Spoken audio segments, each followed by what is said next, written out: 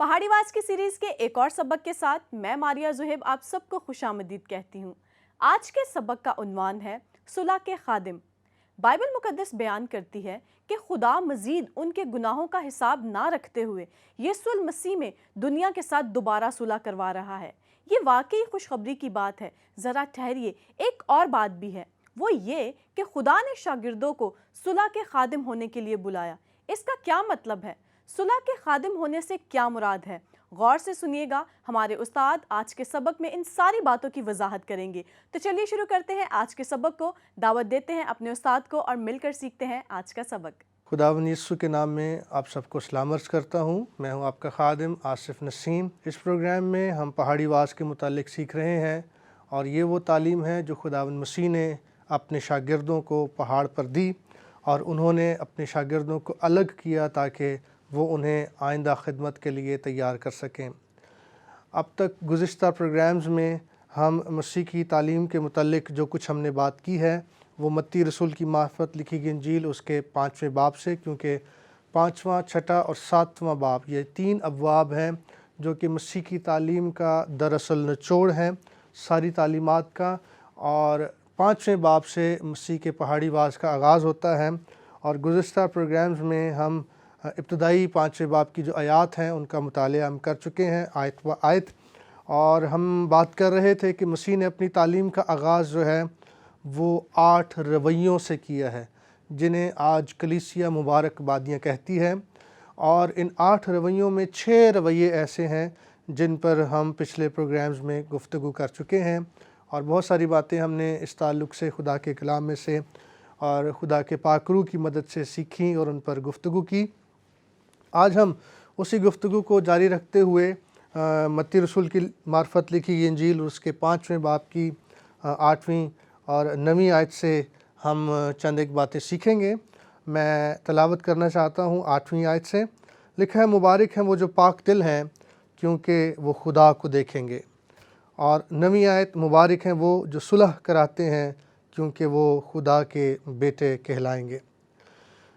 آج ہم بات کرنے جا رہے ہیں صلح کے تعلق سے۔ جب خداوند مسیح نے اپنی تعلیمات کا آغاز کیا تو ان رویوں سے انہوں نے اپنی تعلیمات کا آغاز کیا، اور جب ہم 9ویں آیت پر پہنچتے ہیں تو 9ویں آیت میں مسیح خداوند نے صلح کے تعلق سے بات چیت کی ہے، اور ہم یہاں تک یہ بات کر چکے ہیں کہ یہ 8 مبارک بادیاں جو ہیں، یہ 8 رویے جو ہیں، ان کو 4 حصوں میں تقسیم کیا گیا ہے۔ اور ہم نے یہ بھی سیکھا کہ 4 رویے جنہیں ہم آنے کا رویہ کہتے ہیں، اور 4 ایسے ہیں جو جانے کے ہیں۔ آنے اور جانے سے میری کیا مراد ہے؟ آنے کے رویوں سے میری مراد یہ ہے جن کا تعلق براہ راست مسیح کے ساتھ ہے، یعنی مسیح کے ساتھ منسلک ہونا، اور جانے کے رویے وہ ہیں جن کا تعلق نیچے جو بھیڑ جمع ہے، لوگ جمع ہیں، لوگوں کے ساتھ ہے، اور وہ پہاڑ سے نیچے اترنے کے رویے ہیں۔ پہلے 4 رویے، پہلی 4 مبارک بادیاں مسیح سے منسلک ہیں، مسیح تک رسائی کرواتی ہیں، اور یہ پہاڑ پر چڑھنے کے رویے ہیں، اور باقی جو 4 ہیں وہ پہاڑ سے نیچے اترنے کے ہیں جن کا تعلق لوگوں کے ساتھ ہے اور بھیڑ کے ساتھ ہے۔ مثلاً ہم پہلی مبارک بادی کے تعلق سے جب بات کرتے ہیں تو لکھا ہے دل کا غریب ہونا۔ دل کا غریب ہونا، غمگین ہونا، حلیم ہونا، راست بازی کا بھوکا اور پیاسا ہونا، یہ سب کچھ کا تعلق مسیح کے ساتھ ہے۔ ایک شخص کیسے مسیح کا طالب ہوتا ہے، کیسے وہ دل کا غریب ہوتا ہے، یعنی کہ اپنے اندر عاجزی اور فروتنی کو پیدا کرتا ہے، کس طرح سے وہ حلیم ہو سکتا ہے، اور کیسے وہ راست بازی کا، مسیح کے کلام کا بھوکا اور پیاسا ہو کر اس کے ساتھ اپنا تعلق درست کر سکتا ہے اور اس کا عرفان اور اس کی پہچان پا سکتا ہے۔ پھر اس کے بعد تقسیم جو ہے یہاں پر ہوتی ہے، تو ہم آگے جب بڑھتے ہیں تو 4 رویے اگلے جو ہیں جو جانے کے ہیں، مثلاً رحم کرنا، رحم دل ہونا، پاک ہونا، اور پھر صلح کرانا، اور راست بازی کے سبب سے ستایا جانا۔ جب ہم مسیح کو جان جاتے ہیں، مسیح کو پہچان جاتے ہیں، مسیح کے ساتھ کسی شخص کا تعلق ہو جاتا ہے، وہ مسیح کا پیروکار ہو جاتا ہے، ایماندار کہلایا جاتا ہے، تو پھر اس کے پاس ایک بڑی ذمہ داری آ جاتی ہے کہ وہ کس طرح سے مسیح کی محبت کو، مسیح کے رحم کو، مسیح کے ترس کو، اس کی پاکیزگی کو، اس کے رویے کو کس طرح وہ لوگوں تک لے کر جاتا ہے، کس طرح وہ صلح کا پیغام لوگوں تک پہنچاتا ہے، کس طرح وہ اس صلح کے لیے راست بازی کے سبب سے ستایا جاتا ہے۔ تو ان ساری باتوں کا تعلق جو ہے وہ بھیڑ کے ساتھ ہے، وہ پہاڑ سے نیچے اترنے کے ساتھ ہے۔ تو لہٰذا جب ہم صلح کے تعلق سے بات کرتے ہیں تو صلح کا جو لفظی مطلب ہے وہ میل ملاپ لیا جاتا ہے، امن لیا جاتا ہے، سلامتی لیا جاتا ہے، اور اس کے لیے جو مترادف لفظ استعمال کیے جاتے ہیں وہ بھی اسی طرح سے ہے۔ صلح یعنی امن و امان اور میل ملاپ، یگانگت، یہ امن اور سلامتی یہ صلح کے معنوں میں لیے جاتے ہیں۔ صلح یعنی جنگ، فساد، لڑائی کی جو ضد ہے اس کا نام صلح کہا جاتا ہے۔ خداوند مسیح کی جب ہم پیدائش پر غور کرتے ہیں تو مسیح یسوع کی پیدائش پر ہی ہمیں صلح کا پیغام مل جاتا ہے۔ بائبل مقدس فرماتی ہے کہ جب مسیح خداوند پیدا ہوئے تو آسمان پر ایک آسمانی گروہ جو ہے وہ یہ پیغام لے کر، یہ گیت گاتی ہوئی اس روح زمین پر آئی کہ عالم بالا پر ہوشانہ، عالم بالا پر خدا کی تمجید ہو، اور زمین پر جن آدمیوں سے وہ راضی ہے ان سے صلح۔ تو مسیح کا اس روح زمین پر آنا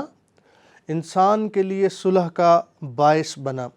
اور پھر اس کے بعد مسیح نے اپنی زندگی میں بھی جو صلح کی، سلامتی کی تعلیم دی وہ ہمارے لیے مشعل راہ ہے، اور پھر اس کے بعد ان کی جو موت ہے، صلیب ہے، صلیب کا جو پیغام ہے اس میں بھی صلح ہے، کیونکہ مسیح نے صلیب پر بنی نوع انسان کی آسمان کے خدا کے ساتھ صلح کروائی ہے۔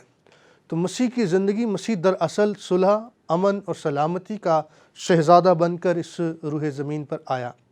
اور مسیح خداوند نے اپنی پیدائش پر بھی ہمیں صلح کا پیغام دیا، اور پھر اپنی موت پر، صلیب پر بھی ہمیں صلح کا پیغام دیا۔ اس تعلق سے جب ہم بائبل مقدس میں مطالعہ کرتے ہیں، کرنتھس کی کلیسیا کو لکھا گیا پولس رسول کا دوسرا خط، تو کرنتھس کی کلیسیا کو لکھا گیا پولس رسول کا دوسرا خط، اور اس کے 5ویں باب میں پولس رسول صلح کے تعلق سے جو تعلیم دیتے ہیں وہ بڑی قابل غور ہے۔ اور کیا تعلیم ہے جو خداوند مسیح کی صلح کے تعلق سے پولس رسول یہاں پر ہمیں دیتے ہیں؟ میرے ساتھ دیکھیے دوسرا کرنتھیوں اس کا 5واں باب اور اس کی 14ویں آیت، لکھا ہے،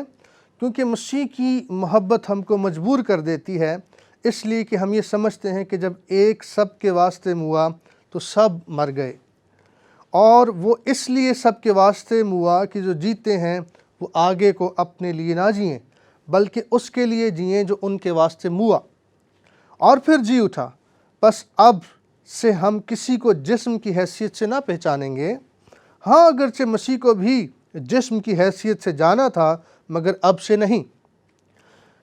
اس لیے اگر کوئی مسیح میں ہے تو وہ نیا مخلوق ہے، پرانی چیزیں جاتی رہیں، دیکھو وہ نئی ہو گئیں، اور سب چیزیں خدا کی طرف سے ہیں جس نے مسیح کے وسیلے سے اپنے ساتھ ہمارا میل ملاپ کر لیا اور میل ملاپ کی خدمت ہمارے سپرد کی۔ مطلب یہ ہے کہ خدا نے مسیح میں ہو کر اپنے ساتھ دنیا کا میل ملاپ کر لیا اور ان کی تقصیروں کو ان کے ذمہ نہ لگایا، اور اس نے میل ملاپ کا پیغام ہمیں سونپ دیا۔ تو مسیح خداوند کے اس روح زمین پر آنے، زندگی بسر کرنے اور صلیب کا دکھ سہنے کا جو اولین مقصد تھا، جو بنیادی مقصد تھا، جو پیغام تھا، وہ یہ تھا کہ انسان جو گناہ کے سبب سے گر گیا، گراوٹ کا شکار ہو گیا، زوال کا شکار ہو گیا، خدا سے دوری کا شکار ہو گیا، اور خدا اور انسان کے بیچ میں ایک بڑی دیوار جو تھی وہ حائل ہو گئی، اور وہ جو میل ملاپ تھا وہ ٹوٹ گیا، وہ رسائی جاتی رہی، اور اس میل ملاپ کو دوبارہ بحال کرنے کے لیے، اس رشتے تعلق کو دوبارہ استوار کرنے کے لیے مسیح خداوند اس روح زمین پر آیا۔ تو پولس رسول جو ہیں وہ کرنتھس کے ایمانداروں کو 5ویں باب میں یہ تعلیم دیتے ہیں کہ مسیح وہ ہستی ہے، مسیح وہ شخصیت ہے، مسیح وہ درمیانی ہے جو انسان اور خدا کے بیچ میں آ کر انسان کا خدا کے ساتھ ملاپ کراتا ہے، اس کی خدا کے ساتھ وہ صلح کراتا ہے، کیونکہ مسیح کے آنے کا مقصد یہ تھا کہ انسان کو خدا کے ساتھ دوبارہ اس تعلق میں، اس رشتے میں جو ابتدا سے خدا نے انسان کے ساتھ رکھا تھا، اس میں دوبارہ سے وہ اس کو قائم کرے۔ پولس رسول کی زندگی کا بھی جب ہم مطالعہ کرتے ہیں تو اس کی زندگی کا جو شخصی تجربہ ہے وہ بھی ہمارے لیے قابل غور ہے۔ اعمال کی کتاب اس کے 9 باب میں جب اس کی ملاقات مسیح سے ہوتی ہے، وہاں اس کی زندگی میں یکسر ایک تبدیلی واقع ہو جاتی ہے۔ وہ پولس جو کبھی ساؤل تھا اور وہ ابتدائی کلیسیا کے بزرگوں کی موت کا خواہاں تھا اور ان کی موت کے پروانے لے کر وہ دمشق کی راہ پر گامزن تھا کہ راستے میں اس کی ملاقات مسیح سے ہوتی ہے، مسیح اس پر ظاہر ہوتے ہیں، اور جب مسیح کا جلال اس پر ظاہر ہوتا ہے اور مسیح کی ملاقات اس سے ہو جاتی ہے اور مسیح کا نور اس پر چمکتا ہے اور مسیح کا مکاشفہ جب اسے مل جاتا ہے، تب وہ بالکل بدل جاتا ہے، اور وہی پولس مسیح سے ملنے کے بعد، مسیح سے ملاقات کرنے کے بعد اب اس کا گواہ بن گیا ہے، اب امن، صلح اور سلامتی کا وہ سفیر بن گیا ہے۔ وہ پولس جو ساؤل بن کر لوگوں کو ستاتا تھا، ان کا جانی دشمن بنا ہوا تھا، اب جگہ بجگہ وہ مسیح کی گواہی دیتا ہے اور وہ لوگوں کو مسیح تک لانے اور مسیح کا پیغام سنانے کے لیے وہ کوشاں ہے، یہاں تک کہ وہ اپنی جان تک دینے کے لیے بھی تیار ہے۔ اور اسی تناظر میں وہ کرنتھس کے ایمانداروں کو بھی یہی پیغام دے رہا ہے، ان کو خط لکھتے ہوئے کہ مسیح جو ہے وہ میل ملاپ کا سرچشمہ ہے، مسیح میں ہو کر خدا نے انسان کے ساتھ ملاپ کر لیا ہے۔ یہ وہ وقت تھا کہ جب لوگ اس کی گواہی پر بھی انگلی اٹھاتے تھے، اسے قبول بھی نہیں کرتے تھے، لیکن پولس رسول کو گہرا تجربہ نجات کا ہوا، تبدیلی کا ہوا، مسیح کا ہوا، اور اس کے نتیجے میں اب وہ مسیح کا گواہ بن گیا ہے۔ تو پولس رسول کی زندگی کا جو تجربہ ہے وہ ہمارے لیے قابل غور ہے، اور جب مسیح سے اس کی ملاقات ہو جاتی ہے، اب وہ مسیح کا سفیر بن کر، اس کا ایلچی بن کر، صلح کا پیغام لے کر تو وہ جگہ جگہ جاتا ہے اور اپنی تحریروں میں بھی وہ مسیح کی منادی کرتا ہے اور یہ پیغام دیتا ہے کہ مسیح میں خدا نے ہمیں یہ خدمت بھی بخشی ہے اور اس نے دنیا کے ساتھ ہمارے ساتھ میل ملاپ کر لیا ہے، اور اس نے ان تقصیروں کو جو ہم پر تھیں ہمارے ذمہ نہ لگا کر اس نے ہمارا میل ملاپ جو ہے وہ خدا کے ساتھ کروا دیا ہے۔ اس طرح سے پولس رسول کی زندگی سے بھی ہم سیکھتے ہیں کہ صلح کی کیا اہمیت ہے اور کس طرح سے اس نے مسیح کا مکاشفہ پایا اور اس کی زندگی میں ایک دم تبدیلی آئی ہے، کہ یو ٹرن اس کی زندگی میں آیا ہے، اور پھر اس کے بعد وہ انجیل کا مناد بن گیا ہے۔ سوال یہ پیدا ہوتا ہے انجیل کیا ہے؟ انجیل دراصل خوشخبری ہے، اور خوشخبری کیا ہے؟ خوشخبری یہ ہے کہ ایک انسان جو نا امید تھا، جو کبھی اپنی شریعت پر بھروسہ کر کے، تکیہ کر کے، یا شریعت کی سیڑھی لگا کر خدا تک رسائی حاصل کرنا چاہتا تھا، یا کبھی وہ اپنے نیک اعمال پر بھروسہ کر کے ان کو بنیاد بنا کر تو وہ خدا کا دل جیتنا چاہتا تھا، خدا تک رسائی پانا چاہتا تھا، خدا کے ساتھ اپنا تعلق استوار کرنا چاہتا تھا، لیکن ایسا کرنے میں وہ ناکام رہا۔ اور خوشخبری یہ ہے کہ خدا نے خود پہل کر کے، پیش قدمی کر کے اپنے بیٹے مسیح یسوع میں ہم انسانوں کے ساتھ میل ملاپ کر لیا ہے۔ وہ خود اس روح زمین پر تجسم اختیار بن کر کے اپنے آپ کو خالی کر کے اس روح زمین پر آ گیا، تاکہ ہم انسان جو گناہ کے قبضہ میں تھے، تاریکی کے قبضہ میں تھے اور ابلیس کے ہاتھوں ظلم برداشت کر رہے تھے، انہیں وہ تاریکی کے قبضہ سے چھڑائے، اور جو اس کے بیٹے پر ایمان لائے وہ اس کی بادشاہت میں شریک ہو اور اس کا تعلق جو ہے وہ خدا کے ساتھ دوبارہ قائم ہو اور وہ بحال کیا جائے۔ یہ خوشخبری ہے کہ مسیح ہماری خاطر موا ہے، مسیح مر گیا اور دفن ہوا اور اپنے کہنے کے مطابق جی اٹھا ہے۔ اب جو کوئی مسیح پر ایمان لائے گا، اس درمیانی پر ایمان لائے گا، اس کا تعلق خدا کے ساتھ بحال ہوگا اور وہ خدا کے ساتھ آسمان کی بادشاہت میں بڑے اعزاز کے ساتھ داخل کیا جائے گا۔ یہاں مجھے ایک فوج کے پادری کی کہانی یاد آ گئی، اور وہ کہانی میں آپ کے ساتھ شیئر کرنا چاہتا ہوں۔ فوج کا جو پادری ہے اس کا کام یہی ہوتا ہے کہ وہ دوران سفر فوج کے اندر فوجیوں کی رہنمائی کرے، روحانی طور پر ان کی حوصلہ افزائی کرے، اور کسی بھی متعلق کوئی سوال ایسا ہو جو روحانی طور پر ہو، فوجی اس سے پوچھ سکتے ہیں اور وہ ان کو تسلی دے، ان کی رہنمائی کرے، ان کی حوصلہ افزائی کرے۔ اور ایسا ہوا کہ لڑائی ہو گئی، جنگ شروع ہو گئی، تو اس لڑائی کے دوران وہ پادری بھی زخمی ہو گیا، اور گولیوں کا شور تھا، ہر طرف لڑائی تھی۔ تو اس فوج کے اندر ایک غیر مسیحی شخص بھی تھا جو یہ کہانی سناتا ہے۔ اس نے دیکھا کہ وہ پادری جو ہے وہ ہر سپاہی کے پاس جاتا ہے اور جا کر ان کے کان میں کوئی سرگوشی کرتا ہے، اور کوئی بات کہہ کر پھر وہ دوسرے سپاہی کی طرف بڑھ جاتا ہے جو زخمی ہے، اور اسی اثناء میں وہ اپنے اندر بھی یہ اشتیاق محسوس کرتا ہے کہ وہ سننے کی کوشش کرتا ہے کہ آخر یہ پادری کیا کہنا چاہتا ہے، اور یہ ایک سپاہی کے کان میں کوئی بات کرتا ہے، پھر اس کے بعد آگے بڑھ جاتا ہے، دوسرے کو کہتا ہے، اور پھر تیسرے کی طرف بڑھ جاتا ہے۔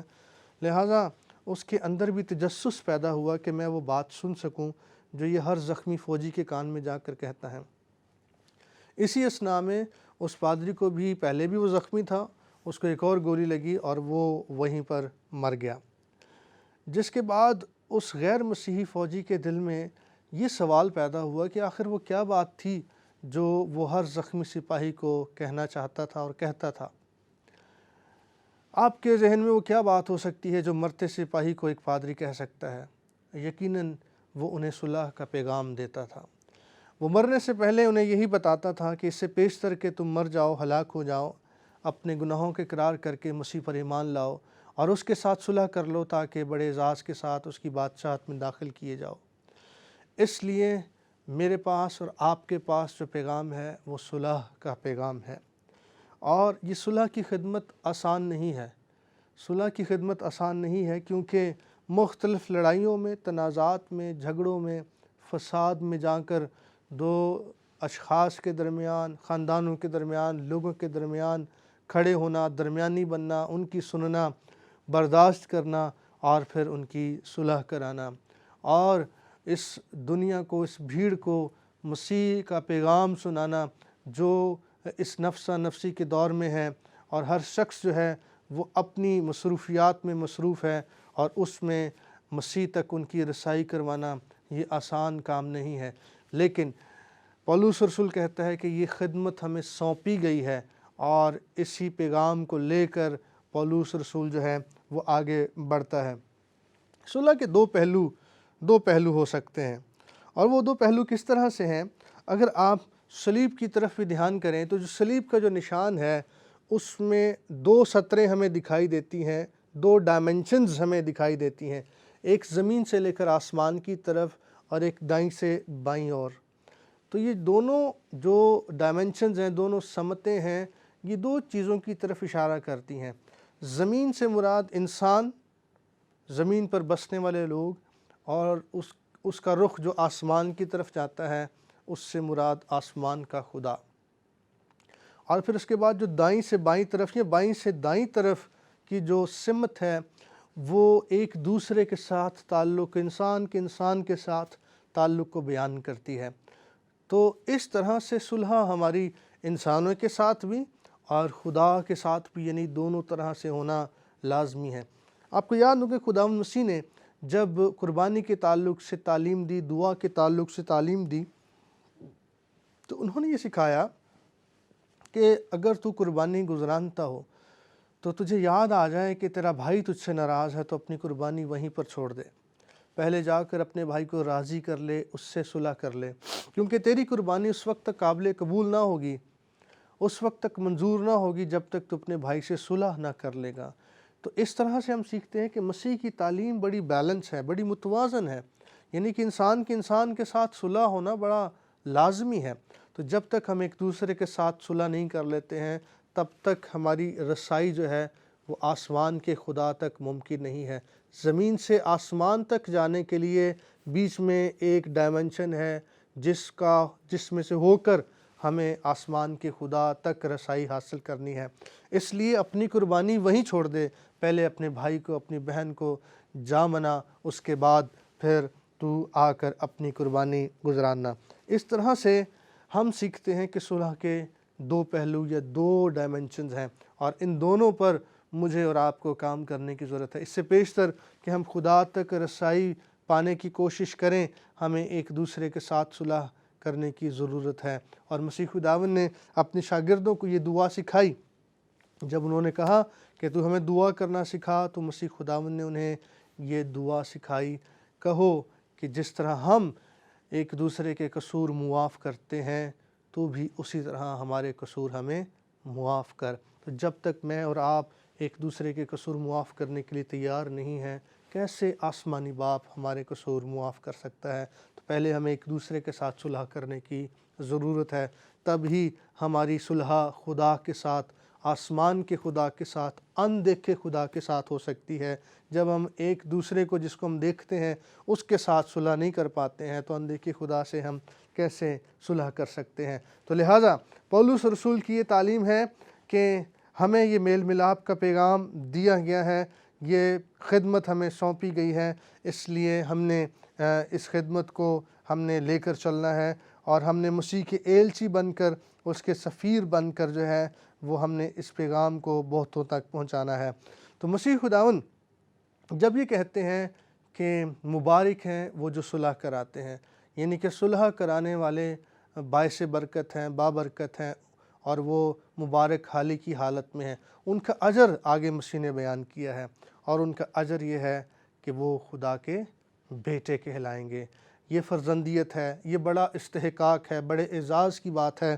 کہ وہ جو خدا کے ساتھ انسان کی صلح کراتا ہے، جو انسان کی انسان کے ساتھ صلح کراتا ہے، وہ خدا کا بیٹا کہلاتا ہے، اور وہ خدا کا ہم میراث، مسیح کا ہم میراث ہو جاتا ہے، اس کا فرزند بن جاتا ہے، اس کی بادشاہت میں شریک ہو جاتا ہے، وارث ہو جاتا ہے، اور جو کچھ باپ کا ہے وہ سب کچھ بیٹے کا ہے۔ اس لیے مسیح خداوند نے یہ تعلیم دی کہ مبارک ہیں وہ جو صلح کراتے ہیں، کیونکہ وہ خدا کے بیٹے کہلائیں گے۔ تو یہ ہمارے لیے کتنے حوصلے کی بات ہے، کتنی تسلی کی بات ہے، اور کتنی خوشی اور شادمانی کی بات ہے کہ ہمیں یہ اعزاز بخشا گیا ہے۔ اس لیے آج جو کوئی صلح کراتا ہے وہ خدا کا بیٹا کہلائے گا، خدا اسے اپنا فرزند جانتا ہے، کیونکہ صلح کا یہ پیغام ہمیں خدا کے بیٹے مسیح سے ملا ہے، اور مسیح نے یہ خدمت ہمیں سونپی ہے۔ اس لیے آج میرے لیے اور آپ کے لیے بڑا ضروری ہے کہ ہم اس صلح کے پیغام کو بہتوں تک پہنچائیں۔ مسیح خداوند نے اس وقت شاگردوں کو اس بات کے لیے تیار کیا اور انہیں سکھایا کہ مبارک ہیں وہ جو صلح کراتے ہیں۔ اس سے پیشتر کہ یہ شاگرد پہاڑ سے نیچے جائیں، اس سے پیشتر کہ یہ بھیڑ میں جائیں، ان کے پاس یہ پیغام ہونا ضروری ہے، اس بات کی سمجھ ہونا ضروری ہے۔ آج میرے لیے اور آپ کے لیے یہ پیغام ہے کہ ہم جب دنیا میں جاتے ہیں، ہمارے سامنے بھی کئی مسائل، کئی تنازع کلیسیاؤں میں، خاندانوں میں ایسے پیش آتے ہیں جن میں اور آپ درمیانی بن سکتے ہیں، اور ہم صلح کا پیغام لے جا کر ہم خدا کے فرزند بننے کا حق پا سکتے ہیں، فرزندیت پا سکتے ہیں، خدا سے ہم برکت شاباش لے سکتے ہیں۔ اس لیے مسیح خداوند نے اس وقت اپنے شاگردوں کو اس بات کے لیے تیار کیا کہ وہ جائیں اور بھیڑ میں جا کر، لوگوں میں جا کر صلح کا پیغام دیں۔ میرا ایمان ہے کہ جیسے جیسے ہم مختلف باتوں کو، رویوں کو سیکھ رہے ہیں، آپ کا ایمان مضبوط ہو رہا ہے، آپ خداوند کے کلام میں ترقی کر رہے ہیں، اور یوں خدا کے بیٹے مسیح کی اس عمیق، گہری اور عمدہ تعلیم سے فیض یاب ہو رہے ہیں، اور یوں ہم خداوند کی پہچان میں بڑھ رہے ہیں۔ اور جیسے جیسے ہم بڑھتے جائیں گے، اس سلسلے کو، اس کورس کو ہم آگے بڑھائیں گے، میرا ایمان ہے کہ اور زیادہ ہم خدا کے کلام میں سے بہت سی سچائیوں کو سیکھیں گے، اور بہتوں کے لیے ہم برکت کا باعث بن سکتے ہیں۔ اس وقت میں آپ سے اجازت چاہتا ہوں، اور میری دعا ہے کہ خداوند آپ کو محفوظ رکھیں اور ہم سبوں کو برکت بخشے۔ آمین۔ بہت شکریہ سر آپ کا اس خوبصورت صلح کے پیغام کے لیے۔ ناظرین، میں امید کرتی ہوں کہ آج کا یہ پورا پروگرام آپ کو پسند آیا ہوگا اور یقیناً آپ نے برکت پائی ہوگی۔ ہمارا یہ پروگرام جو چیلنجز آپ کی زندگی میں لا رہا ہے وہ آپ کے ایمان کو مضبوط کرنے اور اپنی مسیحی زندگی کو آگے بڑھنے میں بھرپور معاون ثابت ہوں گے، تاکہ آپ ثابت قدمی اور جرأت مندی کے ساتھ یسوع المسیح کی پیروی کر سکیں اور بہتر طور پر اس کو جان سکیں۔ ہم چاہتے ہیں کہ آپ اس پروگرام سے متعلق اپنے ہمسایوں اور دوستوں کو مستفید ہونے کی دعوت دیں، تاکہ وہ بھی خدا کو بہتر طور پر جانیں اور اپنی نجات کو پہچان سکیں۔ ابھی کے لیے ہمیں اجازت دیجیے، پھر آپ سے ملاقات ہوگی، تب تک کے لیے خدا حافظ۔ آج کے سبق کا سوال نمبر 1، خداوند یسوع المسیح نے شاگردوں کو اعتکاف کی دعوت کیوں دی؟ سوال نمبر 2، چوتھی اور پانچویں مبارکبادی میں تقسیم کس بنیاد پر کی گئی؟ سوال نمبر 3، دوسرا کرنتھیوں اس کا 5 باب اس کی 13ویں آیت میں پولس رسول کس چیز کا دفاع کرتے نظر آتے ہیں؟ سوال نمبر 4، دوسرا کرنتھیوں اس کا 5 باب 13ویں آیت کے مطابق پولس رسول کی زندگی کا مرکز کیا تھا؟ سوال نمبر 5، پولس رسول کی یسوع المسیح سے پہلی ملاقات کب ہوئی؟